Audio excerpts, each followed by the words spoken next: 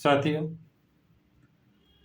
Baspa supremo ने कल लखनऊ में अपने पदाधिकारियों की मीटिंग बुलाई है। इसमें कुछ बहुत ही महत्वपूर्ण निर्णय लिए जाने की संभावना है। इस संभावना से भी इनकार नहीं किया जा सकता है कि कल तीसरे मोर्चे की घोषणा भी कर दी जाए। यह तीसरा मोर्चा की घोषणा कर दी जाती है तो ये बहुत बड़ी जीत बसपा सुप्रीमो की होगी, ऐसा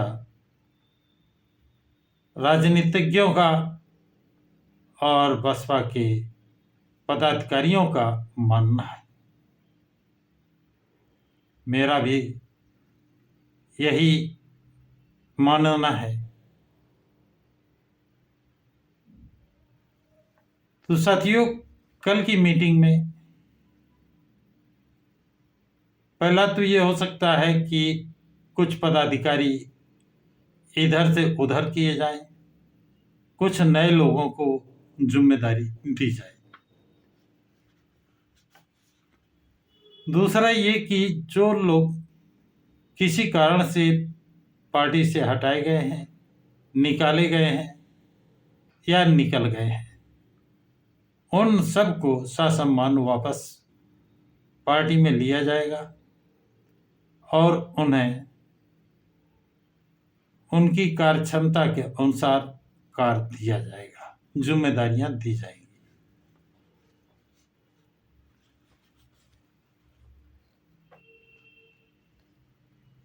इसके अलावा मीटिंग में विचार विमर्श किया जाएगा कि तीसरे मोर्चे के घटक के संबंध में जैसी सहमत बनेगी उस तरह की घोषणा कर दी जाएगी। कारण यह है कि जितनी भी पार्टियां हैं भारत में, वो दलित वोट चाहती हैं, मुस्लिम वोट चाहती हैं, लेकिन इनका प्रतिनिधि नहीं चाहती हैं। और ये प्रतिनिधि चाहती हैं तो वो जिसके मुंह ना हो, गधे की तरह उस पर कितना भी बोझ लाद दो, वो कह न सके, कितना भी अत्याचार उसके साथ हो, उसकी समाज के साथ हो, वो आवाज ना उठा सके। ऐसे लोगों को प्रतिनिधि रखते हैं जो होशियार मिशनरी लोग हैं, जो आवाज उठा सकते हैं,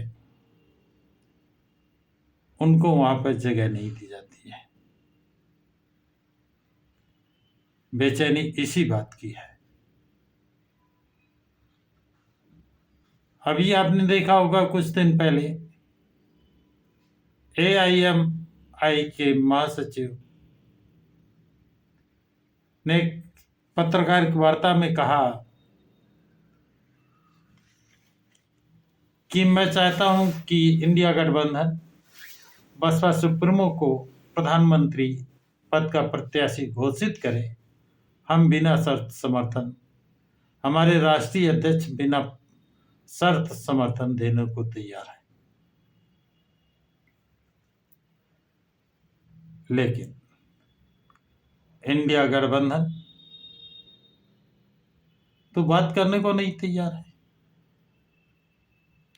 बात भी क्यों करे जब उसने विश्व के सबसे ज्ञानवान, ज्ञान के प्रतीक, विश्व में पहला नंबर, सामाजिक, आर्थिक, राजनीतिक क्षेत्र में उनकी बराबरी करने वाला कोई नहीं, भारत के संविधान के निर्माता,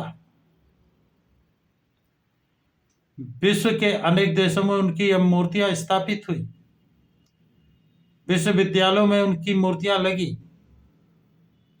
कुछ देशों ने अपने न्यायालय में उनकी मूर्तियां लगाई हैं और इस भारत में उनकी मूर्तियां तोड़ी जा रही हैं, अपमानित की जा रही हैं। जब उनको भारत रत्न की उपाधि नहीं दे सके तो बसपा सुप्रीमो मायावती को वो कैसे इंडिया गठबंधन में इनवाइट करें? और वही नहीं, जो 24 दल और उसमें शामिल हैं, उनकी वही पोजीशन है, वो तो मौज ले रहे हैं और वो सब दलित मुस्लिम के वोटों पर ही उनकी राजनीति चल रही है। उनकी राजनीतिक रोटियां जो हैं दलित मुस्लिम के वोटरों पर ही सेक रहे हैं। ये कल बसपा सुप्रीमो ने यह घोषणा कर दी तो बहुत से राजनीतिक दलों को शाम की रोटियां अच्छी नहीं लगेंगी, रात भर उनको नींद नहीं आएगी क्योंकि पैदल हो जाएंगे।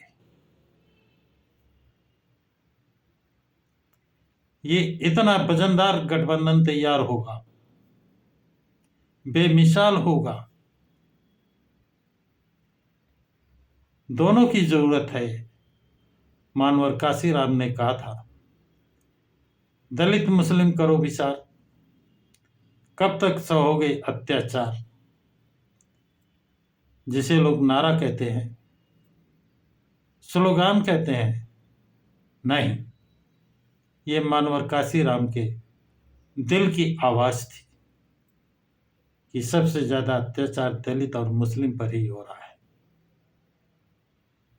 और ये एक दूसरे का वोट भी, दुख दर्द भी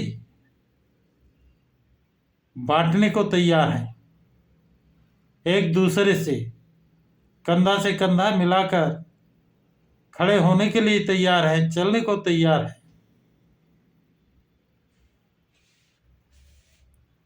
ये वास्तविक गठबंधन है।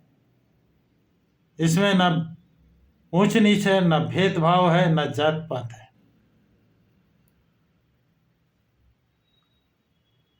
तो ये स्वाभाविक गठबंधन अगर बनता है, जिसकी लोग बहुत दिनों से उम्मीद लगाए बैठे थे, आशा लगाए बैठे हुए थे, उनकी तो बल्ले बल्ले होगी। लेकिन जो इनके वोटों पर राज कर रहे थे,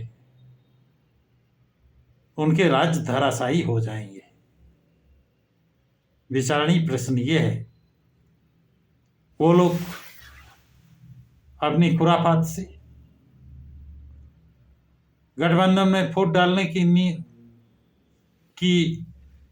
का प्रयास वो हर तरह से करेंगे,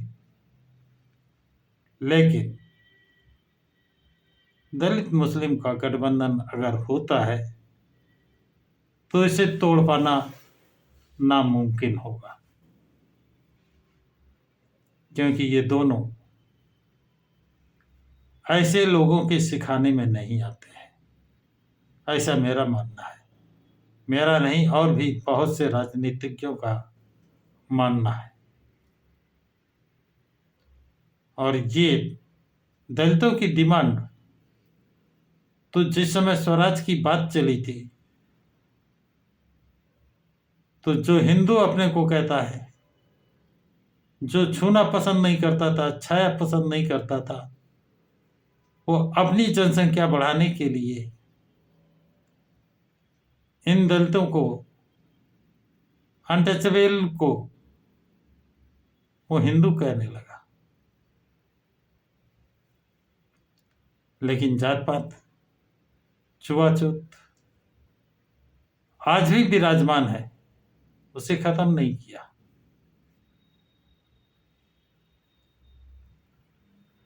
इसमें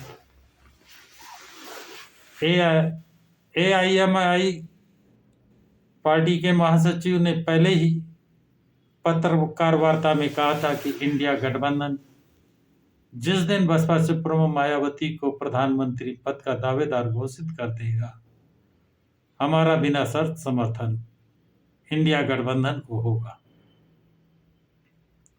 इस तरह बहुत से दल हैं, मैं सब दलों के नाम नहीं लेना चाहता हूं, और इंडिया गठबंधन के कई दल भी इस गठबंधन में आने के लिए आतुर हो जाएंगे।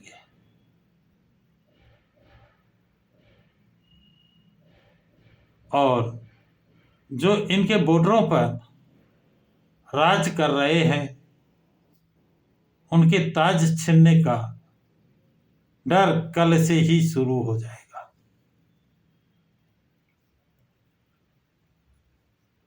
तो साथियों, देखते रहिए प्रकाश की राह चैनल को। कल क्या होता है या और क्या जानकारी मिलती है, उसे मैं समय समय पर हम आप सभी को अवगत कराते रहेंगे। तो साथियों, ये जानकारी आप लोगों को कैसी लगी कमेंट्स बॉक्स में जरूर लिखें, तथा इस वीडियो को लाइक शेयर सब्सक्राइब जरूर करें। सभी साथियों को जय भीम, नमो बुद्धाय, जय संविधान।